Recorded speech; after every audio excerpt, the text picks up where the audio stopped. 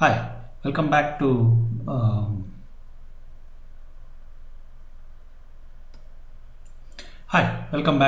Elasticity. Today we are going to wrap up our discussion about strains as well as rotations, and I want to talk to you a little bit more about what is the exact version and the approximate version for rotations. Okay, so let's take a look at it, as well as exact versions and approximate versions for strains. Both of them we are going to talk about a little bit because we want to be absolutely sure when to use what. Okay, so remember, essentially, so just to recall, we have a body. Here is the body. Okay, and here is my coordinate system XYZ, and here is my typical position P, right? And I have my displacement is given u equal to u of x comma y comma z, which turns out to be uxi plus uyj plus uzk. So I give you the x, y and z displacements, no problem. And we define the tensor which is called F, or matrix which was called F, which is I plus gradient of U. Okay, so we know how to do that. We write Fij equal to delta Ij plus Ui comma j. So that's our index notation, that's the direct notation for F. Now we come to the major items. So, and I want to distinguish between small deformations and large deformations. So I'm going to talk about large strain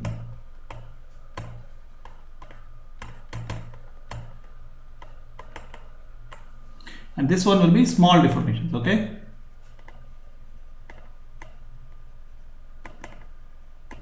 and the definition is magnitude of gradient of U is very small.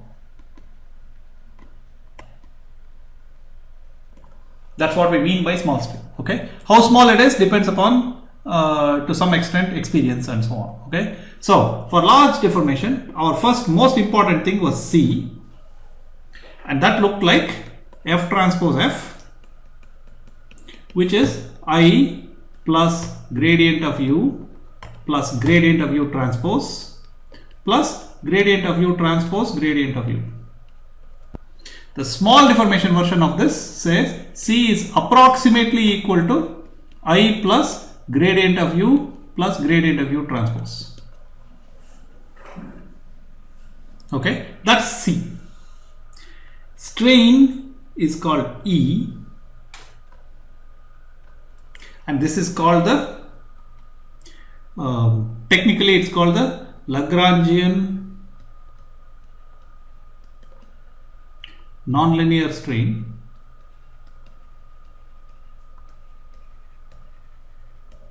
and its definition is E equal to 1/2 times C minus identity, which turns out to be 1/2 gradient of U plus gradient of U transpose plus gradient of U transpose gradient of U. That's the nonlinear term, and notice the 1/2. Okay, this is the nonlinear term in the previous one, it's there. The corresponding small deformation version is called linearized strain,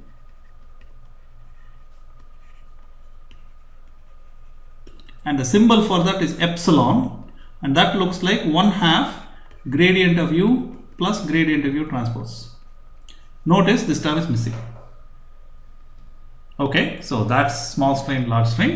Then if I want to calculate strain along a direction,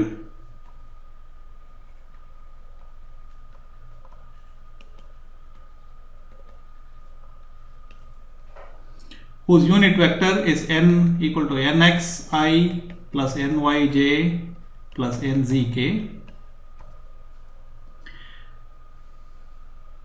So turns out that if you do this calculation, it will tell you 1/2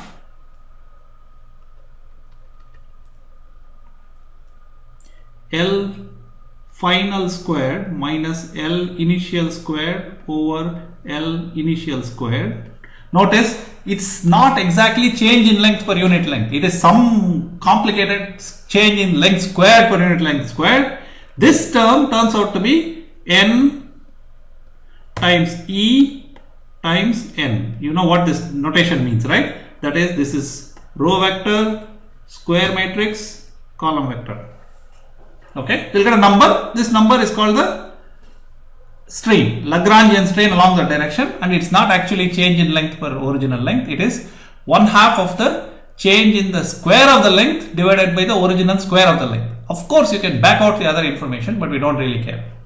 In this case, L final minus L naught over L naught turns out to be N epsilon N transpose, and this is approximate. So row, square matrix, column. Make sense to you? So this is the approximate version of this. Graphically, so geometric interpretation, I have a reference reference triangle like that. Let's say it becomes a triangle like this, of course drawn exaggerated.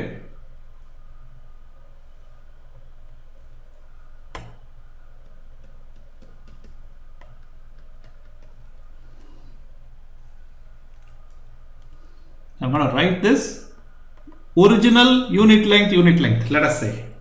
Then the new length will be C11 square root. This length will be square root of C22. This distance will be square root of, it will be C12 over square root of C11. I'm going to write that in red so that you can see it. C12 over square root of C11, that is this distance.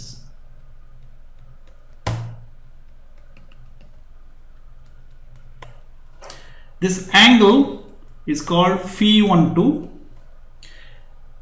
So exact version, L final minus L naught over L naught in the x direction is square root of C11 minus 1. Original length is 1, final length is C11. Similarly, in the y direction, it is square root of C22 minus 1. Then we come to shear strain.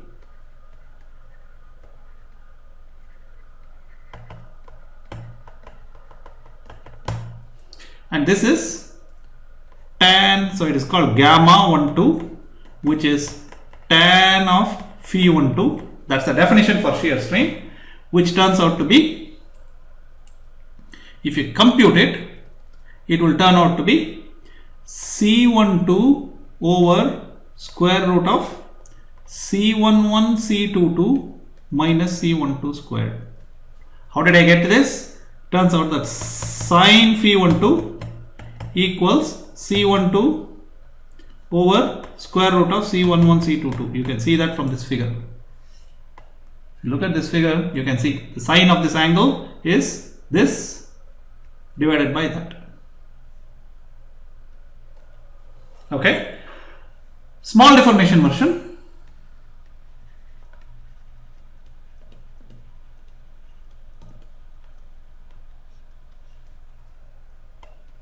Same figure, but now the new stretch is only slightly more than the older stretch.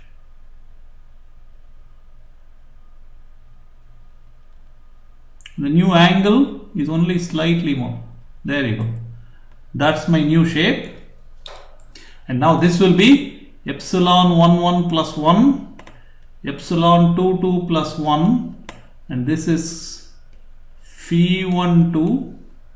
So now let me write this down.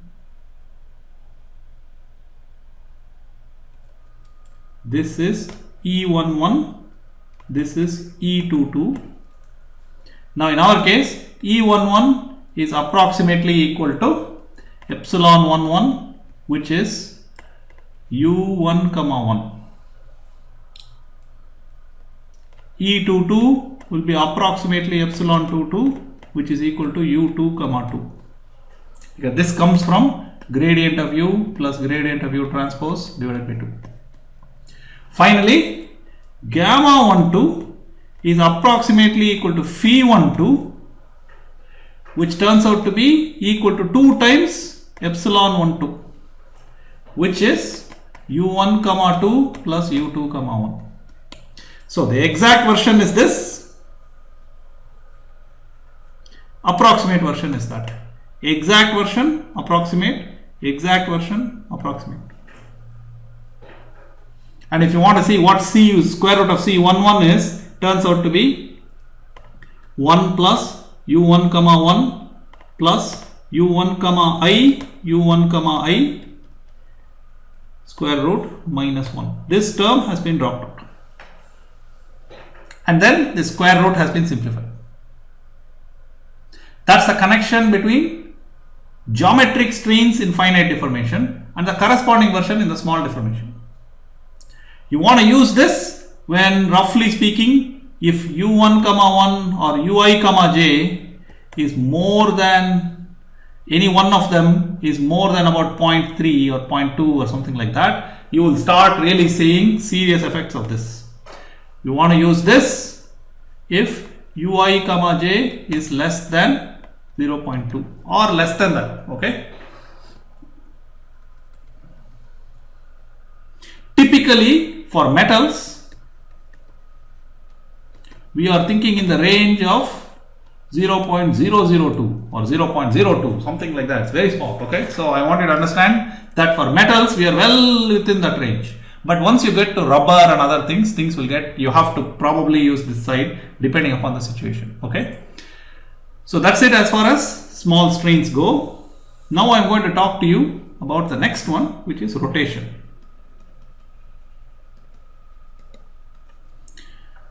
So in the book and in other places, the rotation matrix W is given as 1/2 gradient of U minus gradient of U transpose.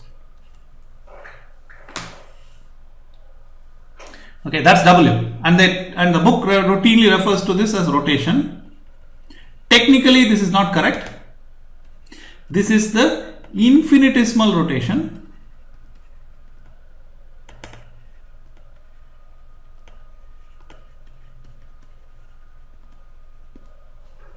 This is the infinitesimal rotation because it only works if the amount by which you rotate is very small.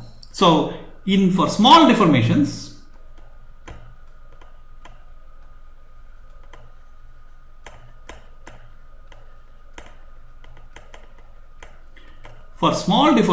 we have the following situation. We have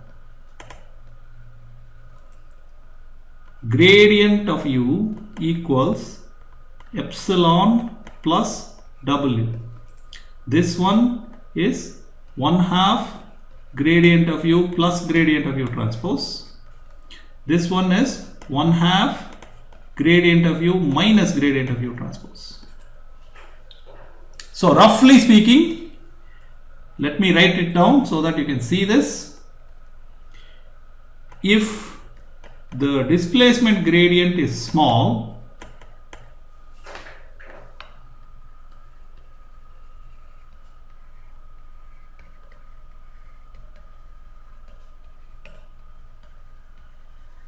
then it can be written as the sum of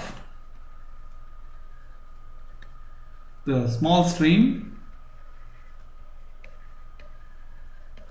and the infinitesimal rotation.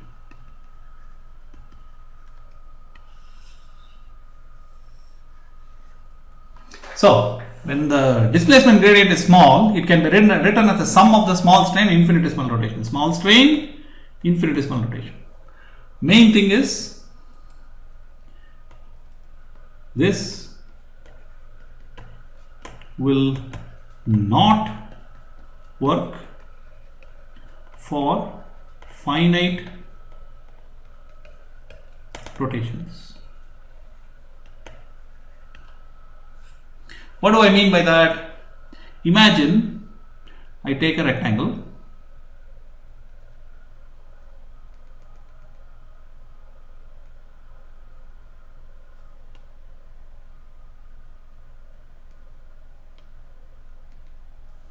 So imagine this is my y, x, and I take a rectangle and I rotate it by 45 degrees. So it goes like that. So rotate. So my motion is rotate a rectangle or a square by 45 degrees.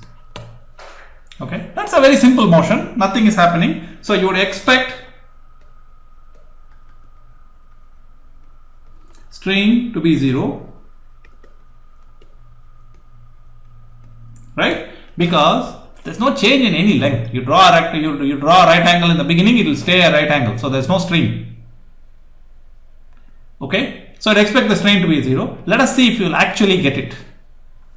Let us see if it actually works.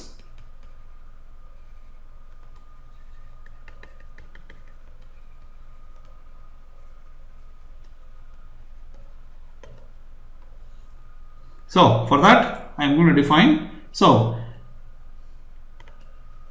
original is capital X, capital Y. Final is little x, little y. And you know how those things work, right? Little x equal to cos 45 degrees times capital X plus minus sin 45 degrees capital Y. Little y equal to sin 45 degrees capital X plus cos 45 degrees capital Y. You know what I mean? Rotation by 45 degrees. There's nothing special to it. So that means my displacement u of x comma y looks like final minus initial little x minus capital X, which turns out to be something that looks very nice. I'm going to write it in matrix version.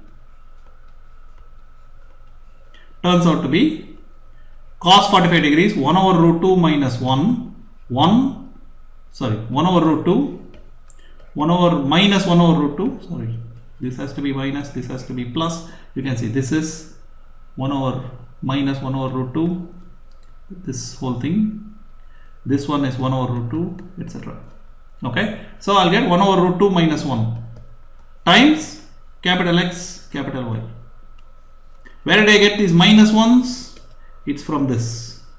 So I take little x, subtract capital X, I'll get this. Very nice. It's fairly easy to calculate the displacement gradient. Gradient of u is very simple. I will get 1 over root 2 minus 1 minus 1 over root 2 1 over root 2, sorry, plus 1, yeah, no, excuse me about that.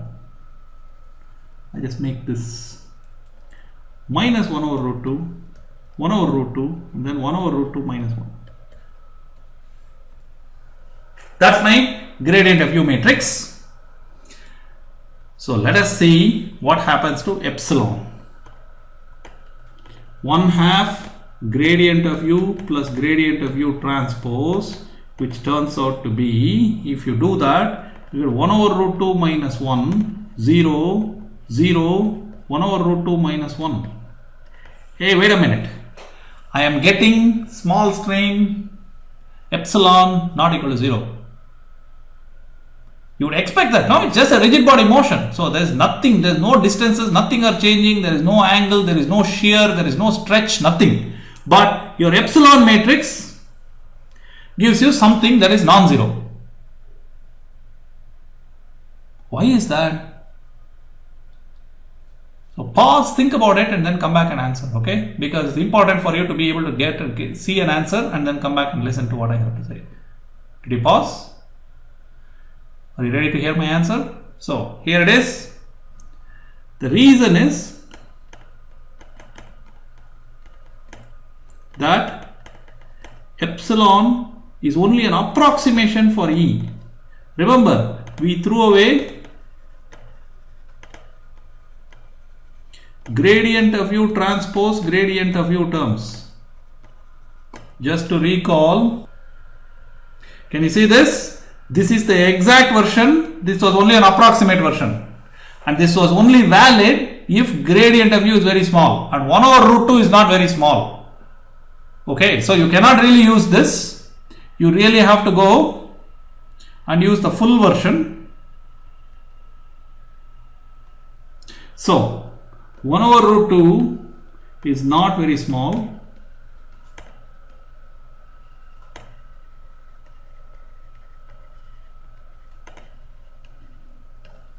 So we need to use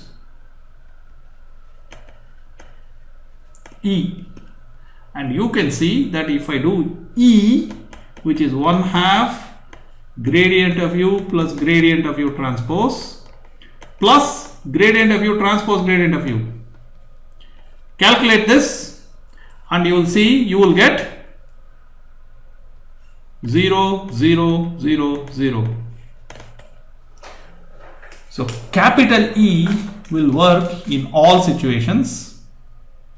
Small epsilon will only work when the amount of rotation is very small and amount of strain is very small. If either of these conditions are not true, our calculation for epsilon and rotation will be absurd. So please remember that when you do small deformations of stiff materials, you really have to make sure after you have done the calculation that your assumptions were valid. Thank you.